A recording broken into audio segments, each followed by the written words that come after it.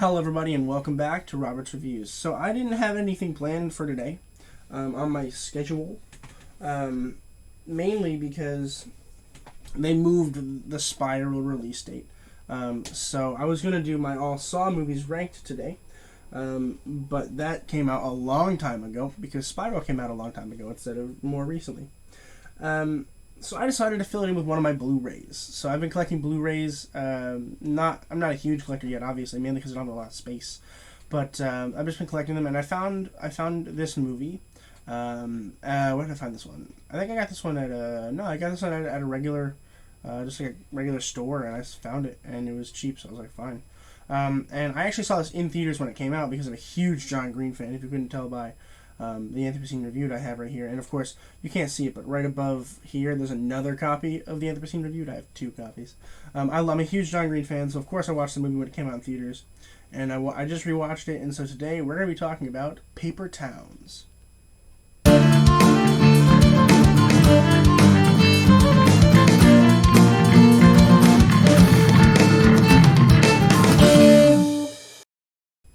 Paper Towns was released in 2015. It was written by Scott Neustadter and Michael H. Weber and directed by Jake Schreier. Schreier? Not sure.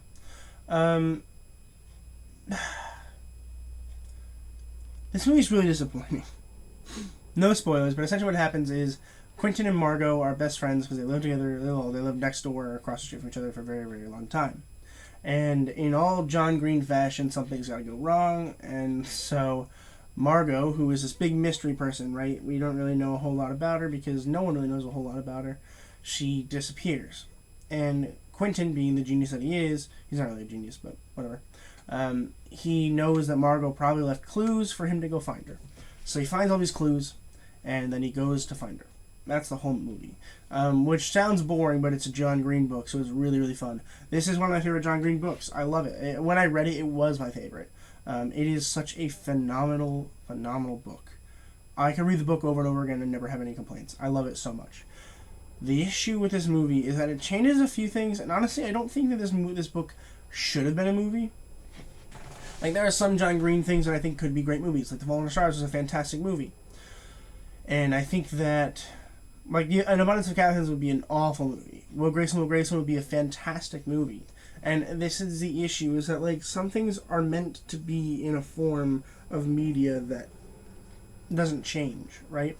Like, this is a really great book, but a really not okay movie. It's a fine movie, it's okay, but it's definitely not art. And that's really where it comes down to here, is, like, it's just a movie. It's a regular, boring movie that, like, you sit down and you're, like, watching with your friends and family. And sure, there are a couple laughs every now and then when Ben pees in a beer can, or, you know, he wields this giant sword full of beer cans. Both of which are in the book, by the way. And they changed a lot of things that I think were kind of important. Like, it happens during prom instead of the graduation day, which is a big deal. There are a couple other minor ones, but that's a big deal. The ending is almost completely different, which really made me upset. Although the ending, I think, for the book also kind of sucked. Although I think a lot of endings for John Green are just kind of... because, like, they're so platonically human that, like, it's...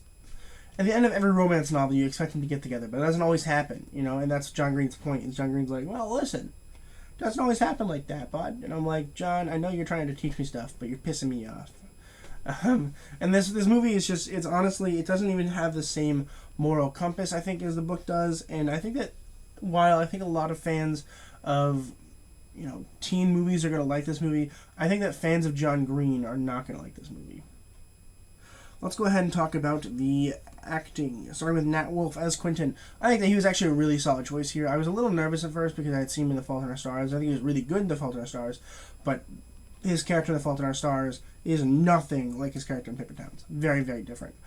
Isaac is him in Fault in Our Stars. And here he's supposed to play much of a softer person. And so I think it was interesting. It was an interesting choice for sure. But it definitely worked out in favor of the character and in favor of the relationship that he has with Margot. I think he really was a solid choice.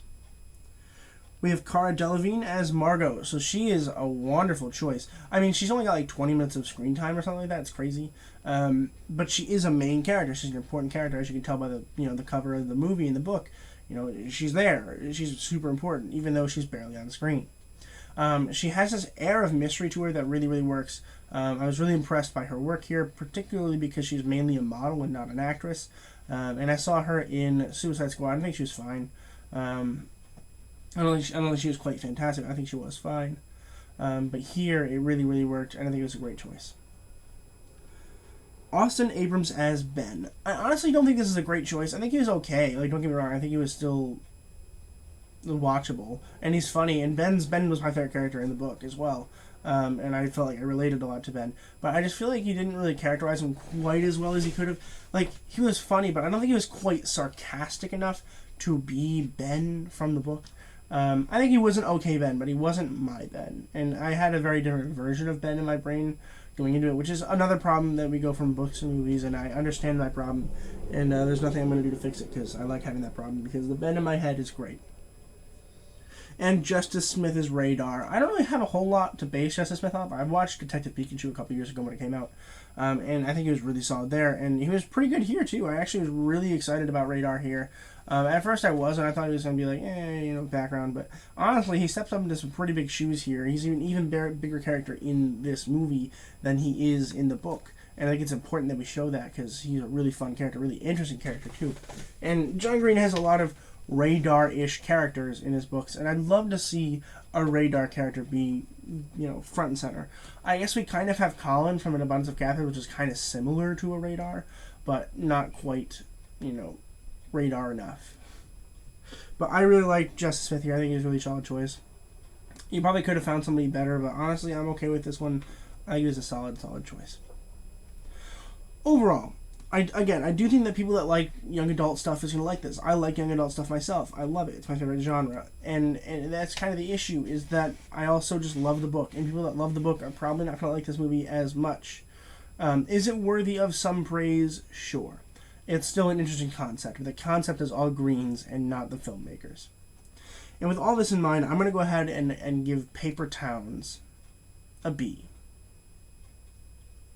Let me know what you guys thought of Paper Towns in the comments below, either the book and the movie. Make sure you specify. And I love having conversations about this kind of stuff. Please let me know what you guys thought. I had a good time revisiting it. It's been a while since I watched it. And soon we have The Fault in Our Stars coming out. I actually already filmed my Fault in Our Stars review because I was just bored, so I watched like 5 Blu-rays in one day. And I realized I had nowhere to put them on my busy schedule. So The Fault in Our Stars comes out July 10th, even though I filmed it in like April. That's a fun video.